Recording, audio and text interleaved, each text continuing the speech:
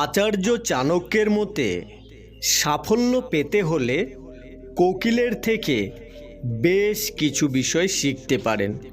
চাণক্যের মতে কোকিলের গলায় প্রচুর মাধুর্য থাকে, সেই কারণে সকলে তাকে পছন্দ করে। তিনি বলেছেন, কোনো ব্যক্তির বক্তব্যই তার পরিচয়। তার আচার আচরণ প্রকাশ পায় তার কথাবার্তার মাধ্যমেই।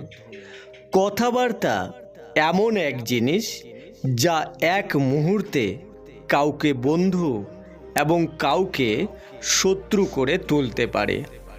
এই কারণে আচার্য চাণক্য বলেছেন, প্রত্যেকের উচিত কোকিলের মতো মিষ্টি ভাষা বজায় রাখা। যার মধ্যে কোকিলের এই গুণ আছে, তাকে সফল হওয়া থেকে কেউ আটকাতে পারবে না।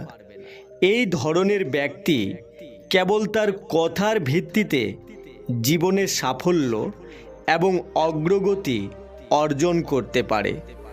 কারো নামে ভালো কথা বলতে না পারলে চুপ থাকুন, কিন্তু কখনো কারো নামে নিন্দা করা একেবারেই উচিত নয়।